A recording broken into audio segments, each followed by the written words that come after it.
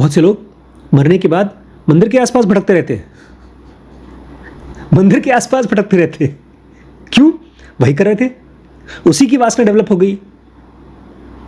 इसका बचपन में मैंने एक बहुत अच्छे से स्टोरी लिखी थी R.K. नारायण ने, मालगुडी डेज में। एक मंदिर के पुजारी की डेथ हो गई थी मंदिर में ही, तो रात को वो खटखटाया करता था दोनों लोगों के घर में। मंदिर से निकलता था, उसको रूटीन था, भीख मांगने के लिए जाया करता था। मर गया मंदिर में, अब वहीं था वो, रात को बेचारों के घर में खटखटाता था, भिक्षा दो भिक्षा दो। लोग डरते थे बेचारे उससे, भूत से तो सभी डरते हैं। भूत कौन है? नमस्कार दोस्तों, स्वागत है आपका इस सीरीज़ में। इसका नाम है जर्नी ऑफ सोल्स। आत्माएं मरने के बाद दूसरी दुनिया में कैसे पहुंचती हैं, क्या करती हैं, उसके बारे में है। और अब हम लोग जिस चैप्टर पे चल रहे हैं उसका नाम है डिस्प्लेस्ड सोल्स, मतलब भटकती हुई आत्माएं। और आज मैं आपको बता पाऊंगा कि आपके अपने कर्मों के लिए आप खुद जिम्मेदार हैं, लेकिन कोई और है जो आपको मदद करने के लिए हमेशा तैयार है। कि जब भी कोई आदमी गलत काम करता है, भूत प्रेत बनता है, दो टाइप के लोग होते हैं उसमें। एक वो जो बहुत ज़्यादा अटैच्ड है, और दूसरा वो जिसकी प्रवृत्ति क्रिमिनल जैसी है। लेकिन जब आप आँख खोल करके देख पाएंगे तो आपको साफ साफ दिखेगा कि एक आदमी चाहे कितना भी बुरा हो, उसका सोर्स, उसकी शुरुआत बहुत बहुत शुरू से हो जाती है।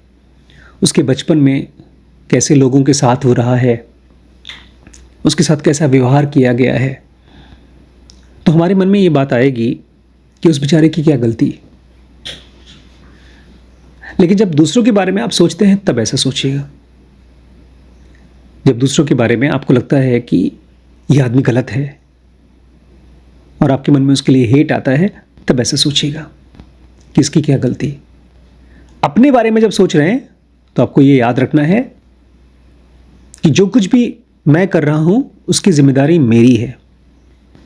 अच्छा, ऐसा सोच करके अगर आपने कुछ गलत किया और आपको ये थॉट रहे कि इसकी जिम्मेदारी मेरी है, तो गिल्ट भी आ सकता है और उससे भी आप गलत काम कर सकते हैं। गिल्ट भी एक बीमारी है। तो ध्यान रखिएगा, कितना भी गलत आपके साथ हो, कितना भी गलत आपने कर लिया हो, आपके पास हमेशा हेल्प अवेलेबल है। ऐसे समझिए कि आप बीमार हैं तो इलाज या दवाई हमेशा अवेलेबल है। देखते हैं आज डॉक्टर मैथ्यू हमको क्या समझाते हैं। डॉक्टर माइकल कहते हैं कि क्या इतने लोग मर कट रहे हैं, इतनी मारपीट हो रही है, इतने वॉर्स हो रहे हैं, क्या इसका मतलब यह है कि आजकल ज़्यादा लोग गलत काम कर रहे हैं, ज़्यादा ऐसे भूत प्रेत के लोग बन रहे हैं पहले से? और कुछ नहीं तो कम से कम आपको ये दिखाई देगा कि रोज़ रोज़ पॉपुलेशन बढ़ती जा रही है, ओवर पॉपुलेशन हो रही है, और इतने ढेर सारे लोग ड्रग्स में, शराब में और गलत गलत चीज़ों में जा रहे हैं। तो शायद आपको ये लगे कि पूरी की पूरी इंसानियत खराब होती जा रही है, मतलब ज़्यादा से ज़्यादा लोग भूत प्रेत बनने वाले लोग हैं हमारे आसपास। लेकिन इसके साथ साथ अगर आप अपने अंदर देखें और आसपास में देखें तो पूरे धरती का कॉन्शियसनेस लेवल उठ रहा है। कैसे? धरती का कॉन्शियसनेस लेवल कैसे उठ रहा है? इतनी पोल्यूशन है, इतनी बीमारी है, इतना पॉलिटिकल अनरेस्ट है, तो कॉन्शियसनेस लेवल कैसे बढ़ रहा है? पूरा धरती एक स्पिरिचुअल यात्रा में है। और मुझे तो ये लगता है, जब मुझे पहली बार जनुगा मिली थी तो मुझे ये लगा कि यार मेरे जैसे आदमी को मिल गई जनुगा। पहले मुझे ऐसा लगता था कि आपको बहुत प्योर होना चाहिए, बहुत तपस्वी होना चाहिए। मुझे लगता था कि अगर मुझे पूरी की पूरी भगवत गीता याद नहीं है तो मुझे कृष्ण की ज्ञान नहीं मिलेगी। एनलाइटनमेंट के लिए मुझे ठीक वैसे ही काम करना पड़ेगा जैसे स्कूल में इम्तिहान पास करने के लिए पढ़ाई करनी पड़ती थी। लेकिन अब अवेलेबल है, ज्ञान अवेलेबल है सबके लिए, और वो इसीलिए क्योंकि ओवरऑल कॉन्शियसनेस खराब चीज़ की बढ़ रही है, लेकिन साथ ही साथ स्पिरिचुअल चीज़ की भी बढ़ रही है। माइकल न्यूटन कह रहे हैं कि मैंने सुना है हर एक एरा में, जैसे अभी कौन सा एरा चल रहा है, इंटरनेट का एरा चल रहा है, इसके बाद AI का एरा चलेगा, जिसमें AI पूरी दुनिया में फैल जाएगा, आजकल इंटरनेट का एरा चल रहा है, इसके पहले इंडस्ट्रियल एरा चल रहा था, उसके पहले दूसरा एरा था। हर एक एरा में ऐसे लोग रहे हैं जो बेचारे क्रूएलिटी को रेजिस्ट नहीं कर पाए हैं। मतलब उनके साथ अगर कुछ गलत हुआ या उन्हें कुछ गलत करने का मौका मिला तो वो गिव इन कर गए, उन्होंने कर दिया गलत। जैसे लालच, आप कहीं नौकरी करते हैं और किसी ने आपको घूस देने की कोशिश की, सबके सब ले रहे हैं तो आप बोलेंगे चलो मैं भी ले लेता हूं, तो बोलते हैं गिव इन करना। ऐसे ही जब किसी के साथ में मारपीट करने का मौका आता है, अच्छे अच्छे लोग गिव इन कर देते हैं। यही जो हम इतिहास सुन रहे हैं ना, कि वो बहुत अच्छी औरत थी लेकिन जब उसको सास बनने का मौका मिला तो क्रूअल हो गई। उसने अपने आप से पूछा ही नहीं कि ये एक मौका है और इस मौके पे मैं वायलेंट हूं या नहीं हूं। हमारा माइंड ऐसे काम करता है जैसे एक स्लिपरी ज़मीन, नीचे जाने वाली ढलान की ज़मीन। अगर आपकी गाड़ी में न्यूट्रल गियर है तो आपकी गाड़ी गिर जाएगी।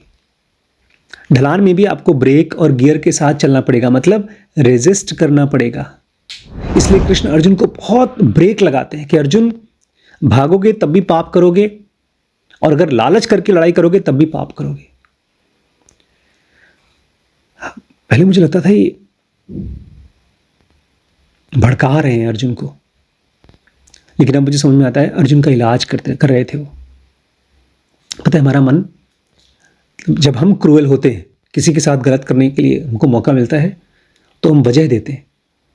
देखिए, आपने कल क्या कहा, आपके मन में एक विजडम आई कि मैंने उसके साथ कुछ गलत बातें कर ली थी अपने छोटे भाई के साथ में, तो मुझे उसे माफ़ी मांगनी चाहिए। यहाँ तक तो बहुत सही था, लेकिन इसके बाद का स्टेटमेंट वो खराब था।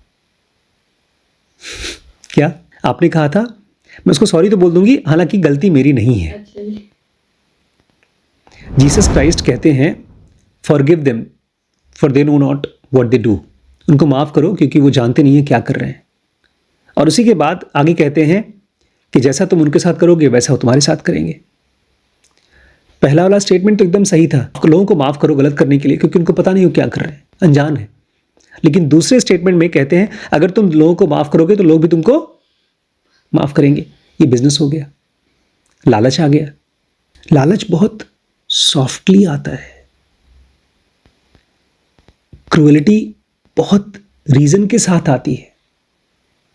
हमारे घर के सामने पड़ोस में मेरे से करीब साल भर बड़ा एक लड़का रहता था, बबलू।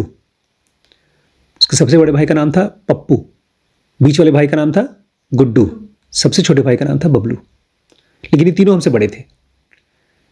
एक दिन सबसे छोटा भाई कहीं अपने दोस्तों के साथ क्रिकेट खेलने चला गया, बहुत लेट से आया।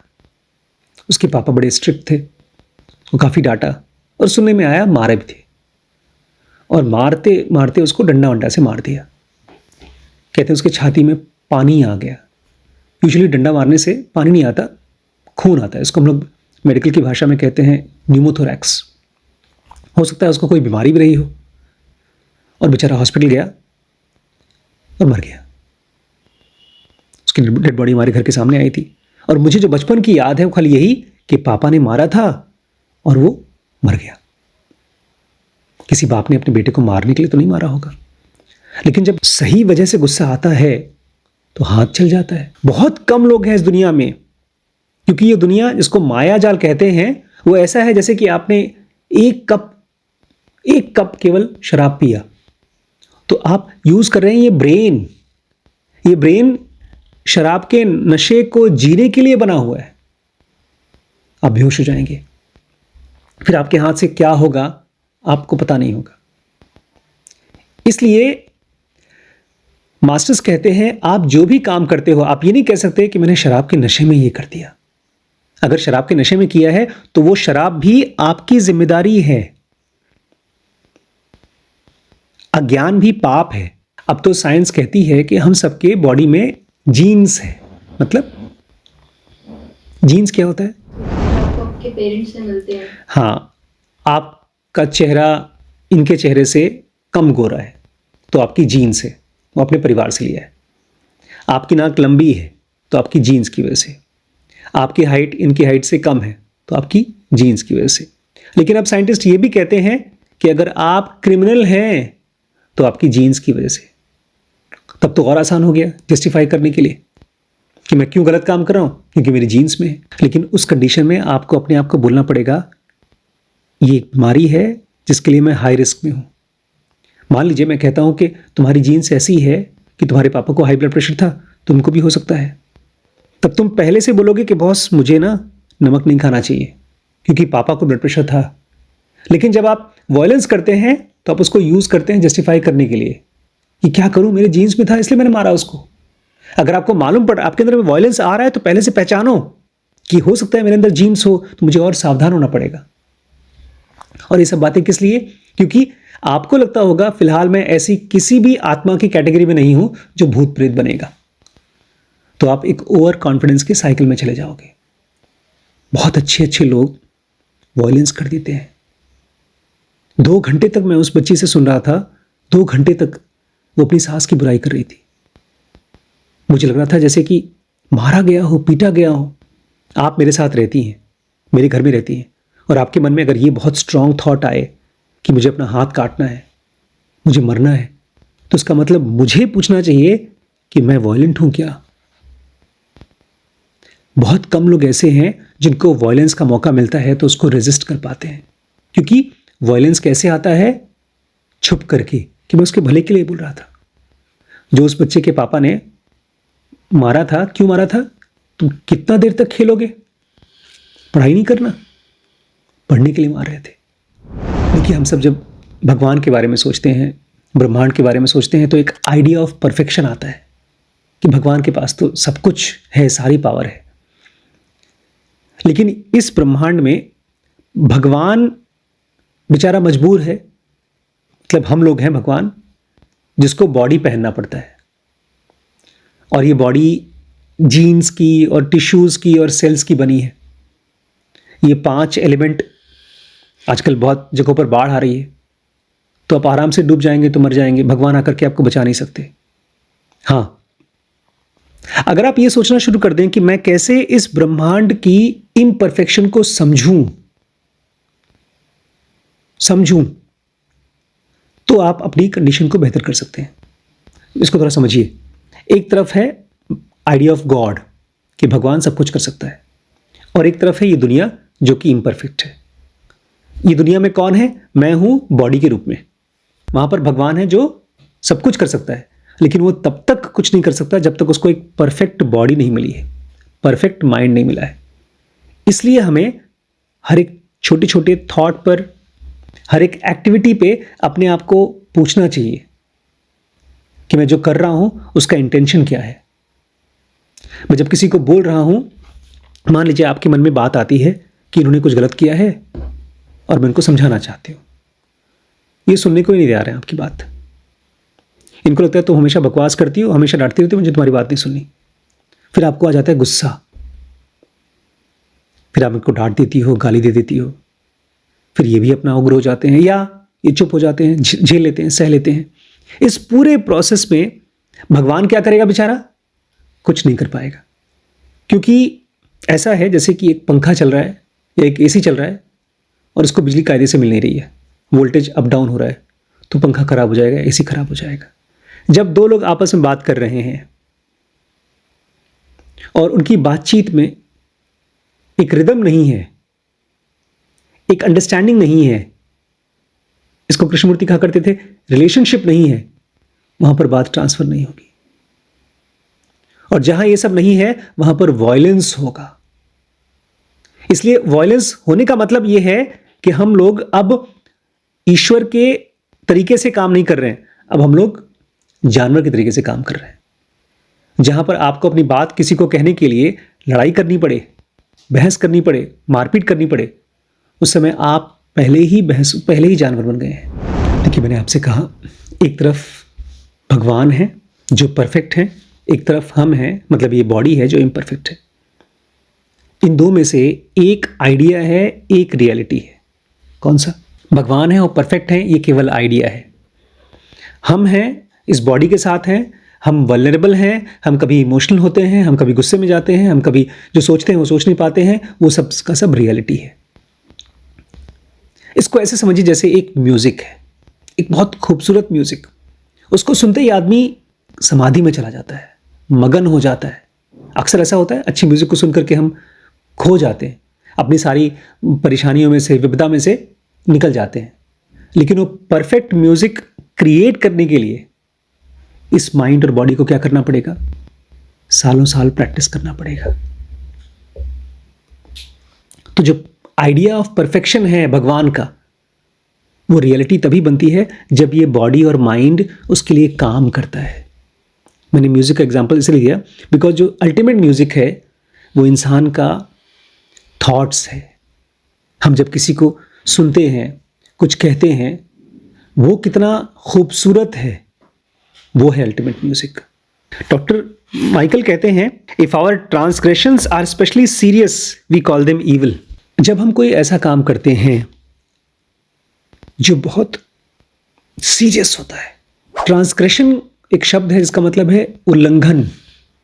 उल्लंघन मतलब रूल तोड़ना। ठीक ठीक ठीक, वेरी गुड। एक रामायण की स्टोरी है, उसमें भगवान राम गए थे सोने का हिरण पकड़ने के लिए, सीता माँ को चाहिए था, है ना। फिर क्या हुआ था? भगवान राम को भटकाने के लिए रावण ने अपने एक दोस्त को सोने का हिरण बना करके बोला था कि तुम उनको बुलाओ जंगल में। फिर क्या हुआ? वो चले गए उधर, भगवान राम चले गए, ऐसा आवाज निकाली कि राम भगवान बुला रहे हैं, चले गए वो उनके भाई को, तो वो भी चले गए और उन्होंने वो लक्ष्मण रेखा बनाया था कि आप इसको पार मत करिए। हाँ, लक्ष्मण ने एक लक्ष्मण रेखा बनाई थी कि माँ सीता, अगर आप इस लाइन से बाहर नहीं आएंगी तो कोई आदमी आपको टच नहीं कर पाएगा। फिर रावण आया भेष बदल के, साधु बन के, और उसने मांगी भिक्षा।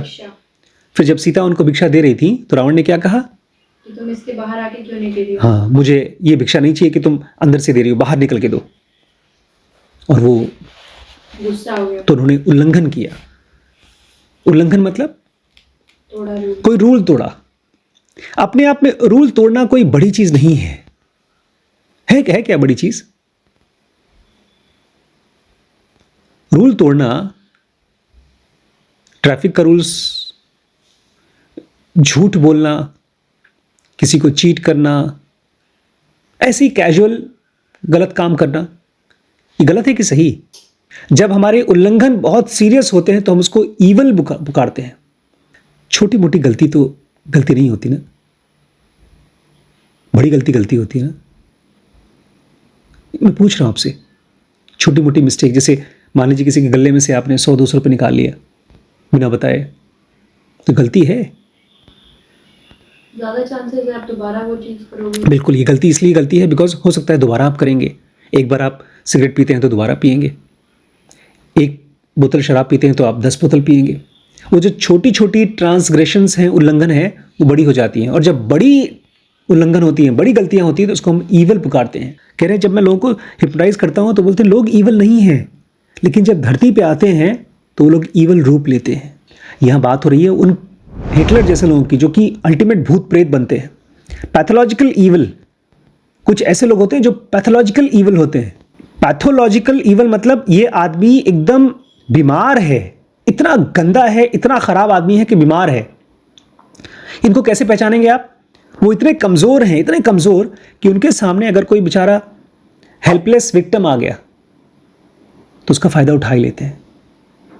जैसे एक टेस्ट होता है, एक बहुत फेमस टेस्ट हुआ है छोटे बच्चों को लेकर के। उसका नाम था मुझे नाम नहीं याद है, लेकिन छोटे बच्चों को कुकीज़ दिया गया, चॉकलेट टाइप का चीज़। उनको बोला गया कि अगर तुम कुछ देर के लिए वेट कर सको, रेजिस्ट कर सको, तो तुम्हें 2 मिलेंगी। तो जो लोग उसको रेजिस्ट कर पाए उन लोगों को कई साल तक ट्रैक किया गया और बाद में वो लोग बहुत सक्सेसफुल हुए। स्पिरिचुअल आदमी वो होता है जो रेजिस्ट कर पाए। किस चीज को रेजिस्ट कर पाए? डिजायर, उल्लंघन को। अगर आपके पास कोई रूल दिया गया है जिनको आप आराम से तोड़ सकते हो और आप नहीं तोड़ते हो तो धीरे धीरे आप उस चीज को ठीक कर रहे हो जो भगवान के यहां से निकलने की वजह थी आपकी। याद है ईश्वर की दुनिया से हम क्यों निकले हैं? कौन सा फ्रूट खाया था हमने? ये तो बताया था कुछ दिन पहले मैंने। एडम और ईव भगवान की दुनिया से बाहर निकल गए। कौन सा फल खाकर? फ्रूट ऑफ नॉलेज, ज्ञान का फल खाकर। और मैंने बताया था ज्ञान का फल एक्चुअली क्या है? फ्री विल, स्वेच्छा। हमें जो मन आया हम वो करेंगे। ये क्या है? अगर माँ बाप आपसे कह रहे हैं कि ये काम नहीं करना है, ये रूल है, और आप उसको तोड़ते हो, या लाइफ में आपको पता है ये काम गलत है और आप उस रूल को तोड़ते हो, तो आप धीमे धीमे अपनी फ्री विल को और मजबूत कर रहे हो। और जितना आपके पास फ्री विल होगा उतना ही आपके पास क्या नहीं होगा? ईश्वर का विल, ये सरेंडर नहीं होगा। समझ में आ रहा है? कुछ नहीं समझ में आ रहा ना? देखिए, बहुत ज़रूंगा में पूरा एक चैप्टर है using free will in trifles, याद है? और उसमें क्या बताते हैं कि जो आप लोग छोटे छोटे काम करते हो, जैसे भी अपने फ्री, जैसे सुबह उठ के ब्रश करना है, उसमें ब्रश करने की बात तो बोलते हैं, वो तो ठीक है। खाना कितना खाते हैं, क्या आप उसको कम कर पाते हैं? कितने बजे खाते हैं, क्या उसको आप कम कर सकते हैं? अचार खाते हैं कि नहीं, इसको आप देख सकते हैं। हर छोटी छोटी चीज में आप अपनी रेजिस्टेंस को प्रैक्टिस करते हैं। जहां पर एक आम आदमी बहुत आसानी से कुछ भी गलत कर देगा, वहां पर आप अपने आप को रेजिस्ट करते हैं, क्योंकि आपके सामने जब कोई हेल्पलेस विक्टिम आएगा, ये जो पूरी की पूरी बुद्धिस्ट कम्युनिटी है, या वो सभी लोग जो जानवर को मार के नहीं खाते, वो एक हेल्पलेस विक्टिम को देख करके रेजिस्ट करते हैं। इन्होंने इस कल्चर में डाल दिया है। ज़ुनुंगा में एक कॉन्सेप्ट है वासनास का, जानते हैं? क्या है वासना? कैपिटल वी और वासना स्मॉल वी, क्या है दोनों चीजें? याद है कुछ? जो आपकी डिजायर्स होती हैं वो आपकी वासना बन जाती है, और फिर वही सारी वासना जो स्मॉल वी होती है तरीके से, जब वो स्टोर होती जाती है वासना, वो अगले जन्म में कैपिटल वी वो बन के कैपिटल वी वासना आपको मिलती है अगले जन्म में। जैसे मान लीजिए मुझे मीठा खाना बहुत पसंद है, तो ज़्यादा चांसेस है कि अगले जन्म में मैं किसी हलवाई के घर में पैदा हो जाऊं, या फिर मैं खुद हलवाई बन जाऊं, ऐसे करके। कि मेरी उसके लिए वासना बहुत स्ट्रांग। देखिए, यहाँ पर मेनली बात हो रही है बड़े बड़े क्राइम्स की, भूत प्रेत बनने की। तो ऐसी कौन सी वासनाएं होंगी जो हमको भूत प्रेत बनाएंगी? मैं अगर वैसे मूवीज देखती हूँ जिसमें क्राइम, चलो, एक तो हो गया भूत प्रेत की और गलत चीज़ों की मूवीज देखना। आप वो काम कर रहे हो, कौन से काम? गलत काम करना। हाँ, चोरी कर रहे हो, किसी को हर्ट कर रहे हो। लेकिन क्या ऐसा होता है एक आदमी खराब फिल्मों को देख करके चोरी करना शुरू कर देता है? हाँ, वैसी चीजें वो सोचता है। तो कैसे अवॉइड करे? फिल्में देखना अवॉइड करे या कुछ और करे? क्योंकि आजकल तो इंस्टाग्राम पे फिल्में भी नहीं है, खाली मजाक मस्ती चलती है। तो अपनी वासनाओं को कैसे ठीक करे एक आदमी? कॉन्शियसली अच्छी चीजें चूज करके। लेकिन अच्छी चीजें इतनी कम हैं, 500 रील्स में से कोई भी एक अच्छी रील है क्या? कभी रील में कोई अच्छा रील आता है क्या? तो रील क्यों देखना? क्योंकि वो बोर्ड है। तो कोई अच्छी पिक्चर देख ले उसके बजाय। देखिए, वासनाएं ऐसे समझ के चलिए जैसे मेंटल करेंसी है। रुपया, पैसा एक मसल है। उसको बिल्डअप करने के लिए आपको एक तरफ तो गलत चीजें हैं और एक तरफ सही चीजें हैं, और उनके बीच में एक तरफ गलत वासनाएं, चोरी, रेप, मर्डर, ये सब चीजें गलत चीजें। एक तरफ सही चीजें, ईमानदारी, पोलाइटनेस, काइंडनेस, मेडिटेशन, अच्छी चीजें हैं। बीच में क्या है? जैसे आपने कहा रील्स न देखे, फिल्में देख ले। ये क्या है? बीच में है। अच्छा है कि खराब है? बीच में। बीच में। ज़ुनुंगा कहती है इसको भी अवॉइड करो। इसलिए मैं हर रोज, चाहे कितना भी बोरिंग हो, एक सेशन करता हूं मैं। ताकि दिन में हम कितना भी कुछ भी फिल्में देखें, एक मोटा हमारा इमोशन किस चीज़ के लिए हो, ज्ञान के लिए। हमें अपनी वासनाओं के बारे में पता चलता है जब हम दूसरों से इंटरेक्ट करते हैं, और ख़ास तौर से वहाँ पर जहाँ हमें स्पेशली डर नहीं होता। मान लीजिए हम अपने से छोटे इंसान से बात कर रहे हैं, बच्चे से, जानवर से, ऐसा कोई इंसान जो हमसे छोटे ओहदे पर है, वो हमसे छोटी नौकरी करता है। जब इन लोगों से बात कर रहे हैं, उस समय हमारी बॉडी में और माइंड में कितना एरोगेंस है, वो बताता है कि हमारी वासनाएं पॉजिटिव हैं कि नेगेटिव हैं।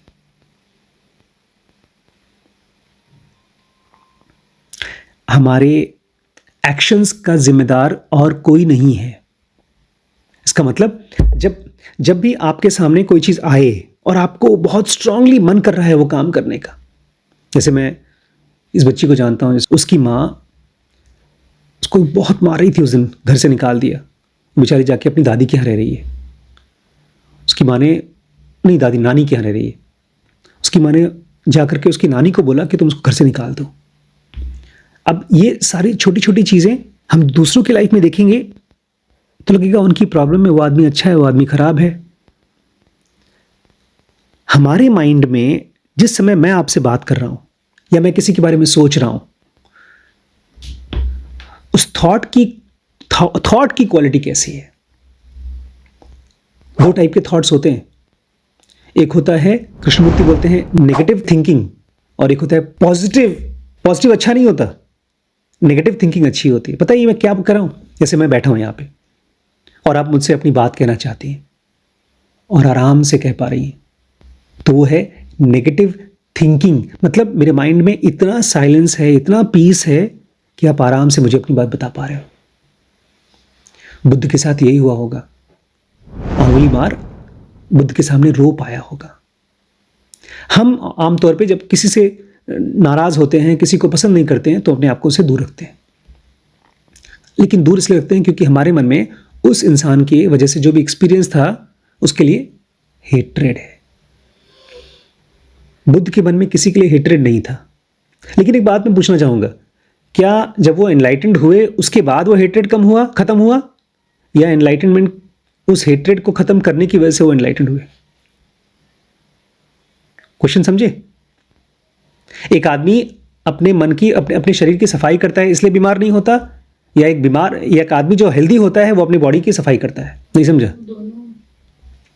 दोनों में से आप कौन है? आपके मन में किसी के लिए वॉयलेंट थॉट आया, किसी को देखा और तुरंत मन में गुस्सा आया, आपके पास वजह भी गुस्सा करने की, तो क्या आप हेल्दी हैं?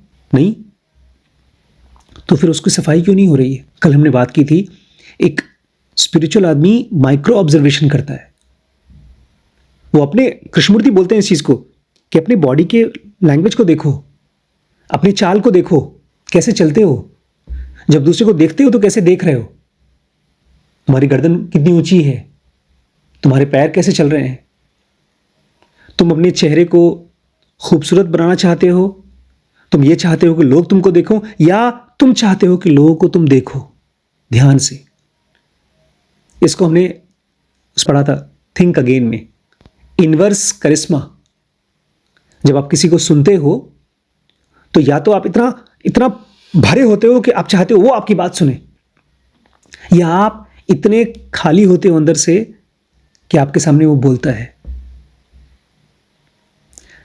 आपकी लाइफ में जो कुछ भी हो रहा है उसकी जिम्मेदारी आपकी है। इसका मतलब यह है कि आप किसी को देखते हो और आपके अंदर में एक स्ट्रांग इंपल्स आता है, क्या उस इंपल्स को आप रेजिस्ट कर सकते हो? रेजिस्ट करने का मतलब समझे? डब्बे में मिठाई रखी है, एक ही रखी है, और खाने वाले दो हैं। आपको बहुत मन कर रहा है, सामने वाले को बहुत मन कर रहा है, तो जो आदमी कहेगा बॉस मैं 3 दिन से मिठाई खोज रहा था, मुझे आज मिली, मैं ही खाऊंगा, और एक आदमी बोलता है यार तुम खा लो, मैं बाद में खा लूंगा, तो जो छोड़ता है वो रेजिस्टेंस को छोड़ता है, वो रेजिस्ट कर पाता है अपनी डिजायर्स को। और जब आप छोटी छोटी डिजायर्स के ऊपर काम नहीं करते हैं तो आप अपने आप को बड़ी बड़ी खतरनाक डिजायर्स के लिए वल्नरेबल बनाते हैं। जैसे एक बैक्टीरिया आदमी को बीमार कर सकता है, ऐसे ही एक क्योंकि बेसिकली बीमार आप गलत इंसान इसलिए नहीं बनते हैं क्योंकि आप गलत बनना चाहते हैं, आप सही इंसान नहीं बनना चाहते इसलिए आप गलत इंसान बनते हैं। नहीं समझे? आप दिन भर में कुछ नहीं कर रहे हैं, अच्छाई के लिए कुछ नहीं कर रहे हैं, तो आप बुराई के लिए कुछ कर रहे हैं। आपने किसी के साथ कोई दुश्मनी नहीं की, लेकिन आपने उससे दोस्ती नहीं की। आपने किसी को कुछ बुरा नहीं बोला, लेकिन आपने उसको अच्छा नहीं बोला। ये सब का सब बताता है कि आपके ब्रेन में लोगों को देख करके कैसे इंपल्स आते हैं। एक जानवर को अपने शिकार को देख करके खाली मुंह में पानी आता है, और हम भी उससे बहुत अलग नहीं हैं। डॉक्टर माइकल कह रहे हैं, जब भी कोई इंसान धरती पे आता है तो बेचारा शरीर पहनता है, और शरीर इनहेरेंटली जानवर है। आप ये मत कहिएगा क्या करें, शरीर की वजह से मुझसे पाप हो गए। अगर आप ऐसा पाप करते रहेंगे तो आपको बार बार भूत प्रेत बनने के ऑप्शंस मिलते रहेंगे और आप वही बनेंगे। ये मत कहिएगा कभी भी, यार वो आदमी बहुत महान थे, रमण महर्षि या बुद्ध या नानक। नहीं, वो लोग शुरू से ही समझ में आ गया था खतरा, बॉडी की वासनाओं का खतरा समझ में आ गया था, और वो बहुत छोटे छोटे एक्सपेरिमेंट्स कर करके अपने आप को सिखा रहे थे। आप अपने कर्मों के लिए खुद जिम्मेदार हैं, लेकिन कोई है जो आपके साथ मदद करने के लिए हमेशा तैयार है। जब आप मदद चाहते हैं तब। मैं डॉक्टर हूं, मैंने पढ़ाई कर लिया, लेकिन मुझे अभी काम नहीं आता। मुझे कोई सिखाएगा तब जब मैं सचमुच में सीखना चाहूँगा, मैं जाकर किसी के साथ काम करना चाहूँगा, सीखना चाहूँगा। ऐसे ही स्पिरिचुअल दुनिया में आप जब अपने ऊपर काम करना चाहते हैं और प्योर बनाना चाहते हैं, तब मास्टर्स आपको हेल्प करते हैं। मास्टर्स बहुत बहुत ज़्यादा पोलाइट है। ये प्रॉब्लम भी है। कहते हैं सेक्शन 3 और 4 हमारे माइंड के कभी मीटिंग में आते ही नहीं है। सेक्शन 1 अकेले ही मालिक है, और उसमें भी इमोशन और सेक्स जो मर्जी आता है वही करता है। सेक्शन 3 मिस्टिकल वर्ल्ड की चीज़ें, सेक्शन 4 भगवान की चीज़ें, वो कभी मीटिंग में आती नहीं है। वो केवल तभी आती हैं जब हमारा सेक्शन 1 मतलब हमारा इमोशंस और हमारा सेक्स की जो खुराक है वो निकल करके पूछती है, बताओ मुझे जानना है कि मैं आप तक पहुंचने के लिए क्या करूं। जैसे गरीब आदमी हमेशा गरीब रहेगा अगर वो रुपए पैसे को नहीं समझना चाहता, नहीं सीखना चाहता। ऐसे ही एक आदमी जो स्पिरिचुअली गरीब है वो हमेशा गरीब रहेगा। वो चाहे कितना भी भीख मांग ले भगवान से, कितनी भी पूजा पाठ कर ले, वो स्पिरिचुअली एनलाइटेंड नहीं होगा। और वो एक आदमी जो भगवान की खूब प्रार्थना करता है, पूजा पाठ करता है, लेकिन उसका स्वभाव गुस्से वाला है, क्रिमिनल है, वो आदमी भूत प्रेत बनेगा। ऐसा इंसान भी भूत प्रेत बनता है। बहुत से लोग मरने के बाद मंदिर के आसपास भटकते रहते हैं। मंदिर के आसपास भटकते रहते हैं। क्यों? वही कर रहे थे, उसी की वासना डेवलप हो गई। इसका बचपन में मैंने एक बहुत अच्छे से स्टोरी लिखी थी आर.के. नारायण ने, मालगुड़ी डेज में। एक मंदिर के पुजारी की डेथ हो गई थी मंदिर में ही। तो रात को वो खटखटाया करता था दोनों लोगों के घर में। मंदिर से निकलता था, उसको रूटीन था, भीख मांगने के लिए जाया करता था। मर गया मंदिर में, अब वहीं था वो। रात को बेचारों के घर में खटखटाता था, भिक्षा दो भिक्षा दो। लोग डरते थे बेचारे उससे। भूत से तो सभी डरते हैं। भूत कौन है? जो अपने स्वभाव के ऊपर काम नहीं करता। भगवान आकर के आपको छू करके आपको बदल नहीं देते। भगवान केवल आपको तब हेल्प कर पाते हैं जब आपकी बॉडी पूरी तरह से रेडी है। पानी तब भाप बनता है जब पूरी तरह से गर्म हो जाता है। ठंडा पानी भाप नहीं बनता। अपने माइंड में चलने वाले थॉट्स को, चलिए सारे थॉट्स को मत देख पाए तो कम से कम दिन में एक थॉट को ऐसे पकड़िए और पूछिए कि ये थॉट की क्वालिटी क्या है। जो चीज आपको सबसे ज्यादा डोमिनेंट लगे इमोशनली, उसको पूछिए कि आखिर इस थॉट की क्वालिटी क्या है। मान लीजिए आप काम करें दिन में और किसी ने आपको बहुत ज्यादा गुस्सा दिला दिया। आप पूछिए अपने आप से कि इस बात को जो मैं उस आदमी को कहना चाहता हूं, क्या उसका कोई और तरीका है। आज मुझसे पूछी थी बड़ी मम्मी कि बच्चों को मैं वो बात कैसे बताऊं जो मैं बताना चाहती हूं, क्योंकि मैं बताती हूं तो लेक्चर हो जाता है, बहुत हैवी हो जाती है मेरी बातें, मैं माँ बन जाती हूं। वो मुझसे ये पूछ रही थी कैसे मैं और पेशेंट हूँ, कैसे मैं और रिस्पेक्टफुल हूँ। और दिक्कत ये है कि इसको ज़बरदस्ती कोई सिखा नहीं सकता। जब आप सीखना चाहते हैं तब ये गिफ्ट की तरह दिया जाता है आपको। अदरवाइज़ हर एक बंदा चाहे कितना भी अच्छा इंसान हो, वो भूत प्रेत ही बनेगा मरने के बाद। हो सकता है आप किसी को टॉर्चर करें, किसी को ना करें, बट आप तो टॉर्चर होंगे ही। या तो 2 टाइप के लोग भूत बनते हैं, एक तो क्रिमिनल, ठीक है आप वो नहीं है, लेकिन दूसरा जो अटैच्ड। तो क्या आप किसी चीज़ से अटैच्ड हैं? अगर आप डिटैच्ड नहीं हैं तो अटैच्ड हैं। तो काम करिए अपने ऊपर।